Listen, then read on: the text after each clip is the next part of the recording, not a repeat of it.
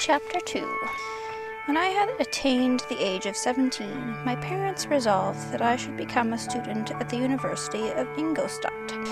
I had hitherto attended the schools of Geneva, but my father thought it necessary, for the completion of my education, that I should be made acquainted with other customs than those of my native country. My departure was therefore fixed at an early date. But before the day resolved upon could arrive, the first misfortune of my life occurred, an omen, as it were, of my future misery. Elizabeth had caught the scarlet fever, but her illness was not severe, and she quickly recovered. During her confinement, many arguments had been urged to persuade my mother to refrain from attending upon her. She had at first yielded to our entreaties, but when she heard that her favourite was recovering, she could no longer debar herself from her society, and entered her chamber long before the danger of infection was past. The consequences of this imprudence were fatal. On the third day my mother sickened. Her fever was very malignant, and the looks of her attendants prognosticated the worst event. On her deathbed, the fortitude and benignity of this admirable woman did not desert her. She joined the hands of Elizabeth and myself. "My children," she said, "my firmest hopes of future happiness were placed on the prospect of your union. This expectation will now be the consolation of your father. Elizabeth, my love, you must supply my place to younger cousins. Alas, I regret that I am taken from you, and happy and beloved as I have been, it is not hard to quit you all, but these are not thoughts befitting me. I will endeavour to resign myself cheerfully to death, and will indulge a hope of meeting you in another world." She died calmly, and her countenance expressed affection even in death. I need not describe the feelings of those whose dearest ties are rent by that most irreparable evil, the void that presents itself to the soul, and the despair that is exhibited on the countenance. It is so long before the mind can persuade itself that she, whom we saw every day, and whose very existence appeared a part of our own, can have departed forever, that the brightness of a beloved eye can have been extinguished, and the sound of a voice so familiar and dear to the ear can be hushed, never more to be heard.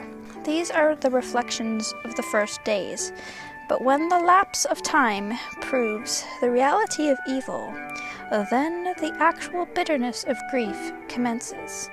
Yet from whom has not that rude hand rent away some dear connection? And why should I describe a sorrow which all have felt and must feel? The time at length arrives when grief is rather an indulgence than a necessity, and the smile that plays upon the lips, although it may be deemed a sacrilege, is not banished. My mother was dead, but we had still duties which we ought to perform. We must continue our course with the rest, and learn to think ourselves fortunate, whilst one remains whom the spoiler has not seized. My journey to Ingolstadt, which had been deferred by these events, was now again determined upon. I obtained from my father a respite of some weeks. This period was spent sadly. My mother's death and my speedy departure depressed our spirits, but Elizabeth endeavoured to renew the spirit of cheerfulness in our little society. Since the death of her aunt, her mind had acquired new firmness and vigour. She determined to fulfil her duties with the greatest exactness. She felt that the most imperious duty of rendering her uncle and cousins happy had devolved upon her. She consoled me, amused her uncle, instructed by brothers, and I never beheld her so enchanting as at this time, when she was continually endeavoring to contribute to the happiness of others, entirely forgetful of herself. The day of my departure at length arrived. I had taken leave of all my friends, excepting Clerval, who spent the last evening with us. He bitterly lamented that he was unable to accompany me, but his father could not be persuaded to part with him, intending that he should become a partner with him in business, in compliance with his favorite theory that learning was superfluous in the commence of ordinary life. Henry had refined mind. He had no desire to be idle, and was well pleased to become his father's partner.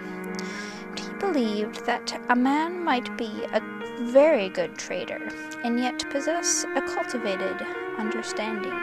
We sat late, listening to his complaints, and making many little arrangements for the future. The next morning early I departed. Tears gushed from the eyes of Elizabeth. They proceeded partly from sorrow at my departure, and partly because she reflected that the same journey was to have taken place 3 months before, when a mother's blessing would have accompanied me. I threw myself into the chaise that was to convey me away, and indulged in the most melancholy reflections. I, who had ever been surrounded by amiable companions, continually engaged in endeavoring to bestow mutual pleasure. I was now alone.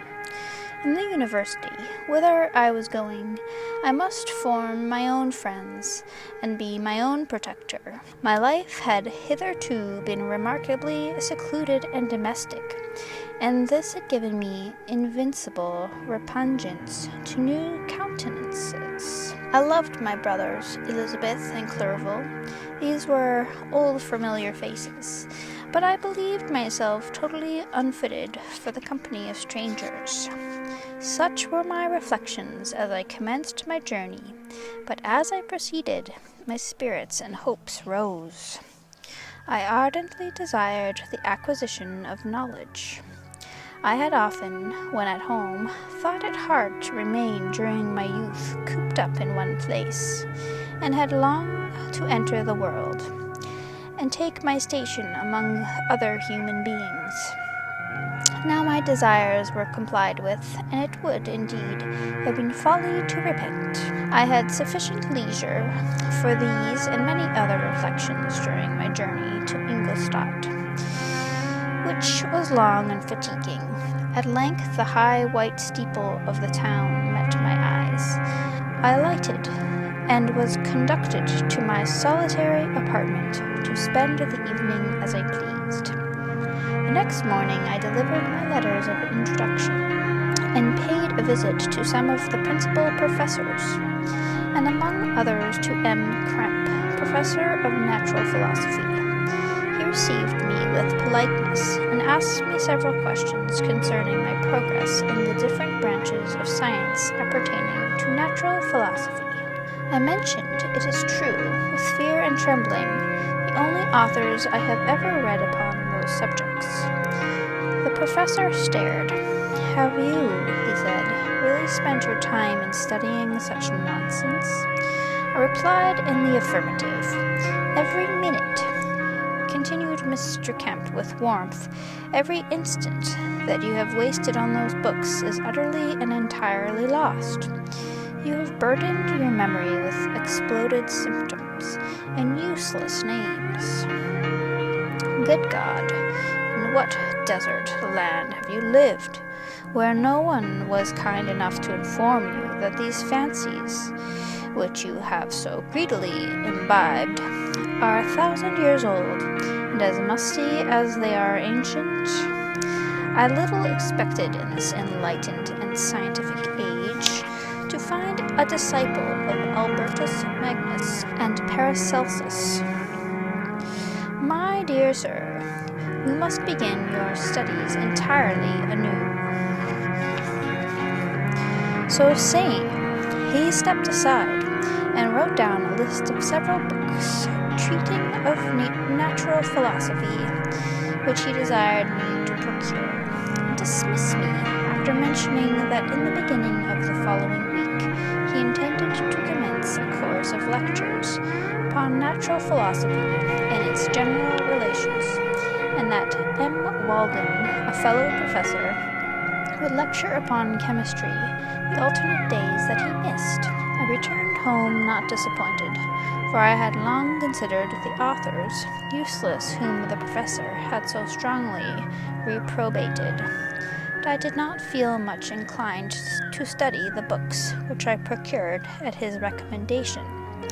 M. Kremp was a little squat man, with a gruff voice and repulsive countenance. A teacher, therefore, did not possess me in favor of his doctrine. Besides, I had a contempt for the uses of modern natural philosophy. It was very different when the masters of the science sought immortality and power. Such views, although futile, were grand. But now the scene has changed. The ambition of the inquirer seemed to limit itself to the annihilation of those visions which my interest in science was chiefly founded. I was required to exchange chimeras of boundless grandeur for realities of little worth. Such were my reflections during the first 2 or 3 days, spent almost in solitude. But as the ensuing week commenced, I thought of the information which M. Kremp had given me concerning the lectures, and although I could not consent to go and hear that little conceited fellow deliver sentences out of a pulpit, I recollected what he had said of M. Walden, whom I had never seen, as he had hitherto been out of town. Partly from curiosity and partly from idleness, I went into the lecturing room, which M. Walden entered shortly after. The professor was very unlike his colleague. He appeared about 50 years of age, but with an aspect expressive of the greatest benevolence. A few gray hairs covered his temples, but those at the back of his head were nearly black. His person was short, but remarkably erect, and his voice the sweetest I have ever heard. He began his lecture by a recapitulation of the history of chemistry, and the various improvements made by different men of learning, pronouncing with fervor the names of the most distinguished discoverers. He then took a cursory view of the present state of the science, and explained many of its elementary terms. After having made a few preparatory experiments, he concluded with a panegyric upon modern chemistry, the terms of which I shall never forget. "The ancient teachers of the science," said he, "promised impossibilities and performed nothing. The modern masters promise very little. They know that metals cannot be transmuted, and that the elixir of life is a chimera. But these philosophers, whose hands seem only made to dabble in dirt, and their eyes to pore over the microscope or crucible, have indeed performed miracles. They penetrate into the recesses of nature, and shew how she works in her hiding places. They ascend into the heavens.